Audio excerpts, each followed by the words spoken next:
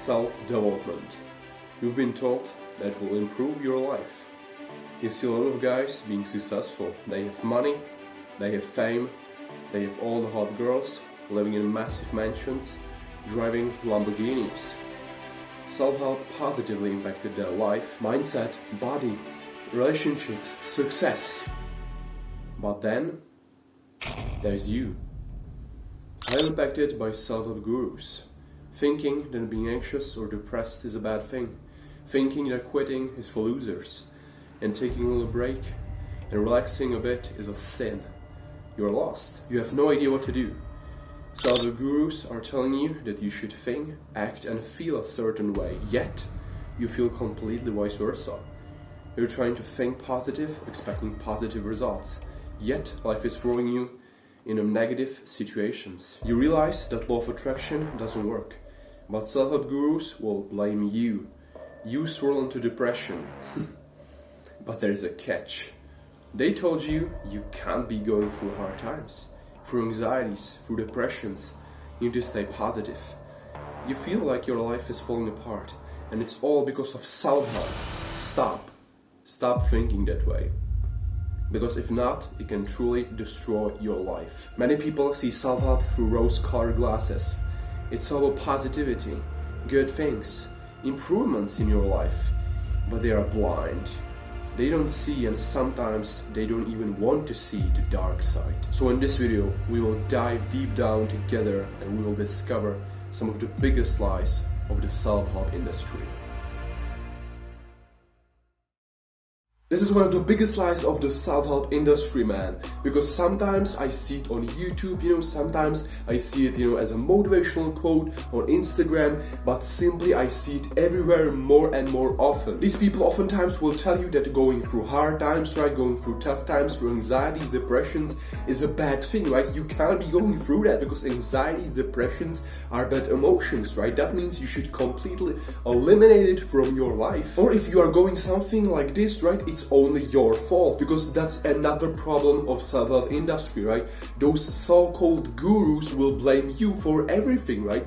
For maybe some mistakes, right, that you did. For example, they will say that something, for example, like a law of attraction, right? It works, it's 100% guaranteed that that thing works. But the thing is that if it will not work for you, right, they will blame you. Like, you can't blame the service or the thing. No, you should only blame yourself, right? It's not the fault of the system or service, right? But that's just nonsense. And also the toxic positivity works like adding a wood to a fire, right? It burns more, it gets more and more stronger. Because if you will go through anxieties, through depressions, right, through bad emotions in general, and you will try to hold that back, you will try to ignore it, just push it, to the side, right, it will get even worse, right? And that is the main point I'm trying to tell you right here.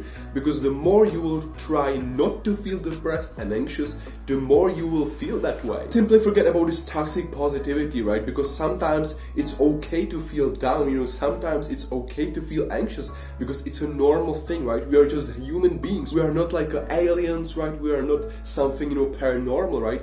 We are still going through hard times sometimes, right? And it's okay, because like one great quote says, hard times create strong men, right? And it's true, because in these tough times you will realize your true potential and strength. I realized this lie because I finally got my hands on Think and Grow Rich, an extremely popular book by Napoleon Hill. And I think most of you know that book, right?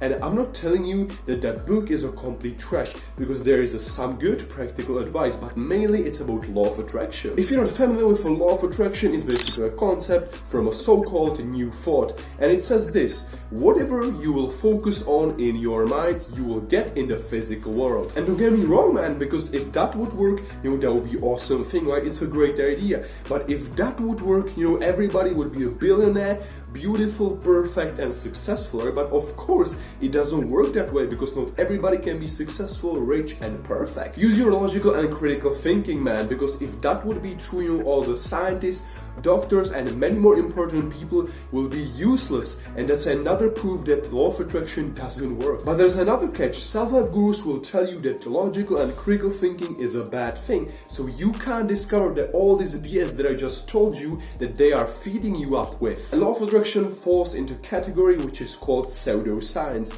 that consists of beliefs, practices and statements that claim to be scientific, but man, many scientists around the world prove that this is just like one big hoax together with law of attraction. But self-help gurus will blame you again when law of attraction isn't working for you, so it's unfalsifiable, and they just want it to be unfalsifiable because they want to sell, all their products, their courses with pseudoscience nonsense to fragile people that are going through hard times, through anxieties, depressions, people that are looking for shortcuts, a way out of their hard situation in life. So see man, there's a huge business behind this thing. I'm not telling you that thinking positive is a bad thing, right? No, I'm not telling you that, because on a day-to-day basis, thinking positive can really help you, in many areas of your life.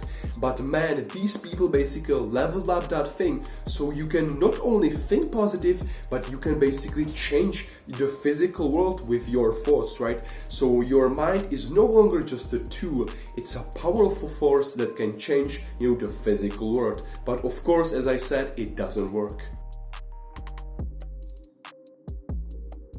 These two words themselves are starting to get more and more toxic, at least in my opinion, because everybody's talking about how to get productive on 100%, right? Sometimes even on 200%, and mainly the only one word you should know is hustle. Productivity is a great thing because knowing how to use your time effectively, how to manage your time, is an extremely rare ability in life, man.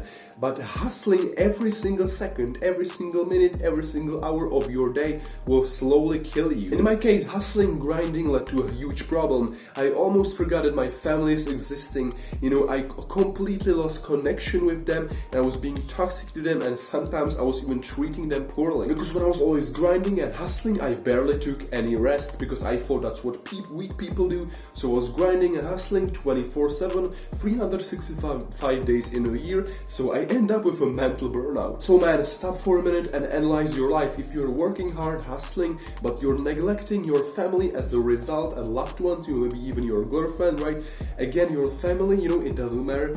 Man, stop doing that, because it's not worth it. Yes, working hard is a one thing, but being possessed by a hustling demon is another thing. So man, if you're currently doing this, if you're currently, working hard, but again, as a result, you're neglecting your girlfriend, your family, your loved ones, stop doing that, man. Again, man, it's a different thing. Working hard is one thing, but being possessed, being like a crazy psycho, in a hard work and hustling is another thing. So this for this video, man. If you enjoyed this one, hit the thumbs up button. Also, comment down below where you are from, because I'm curious where my audience is from. If you feel generous, click the subscribe button. Also, click the bell right next to it, so you will never miss a new video from me. Stay relentless.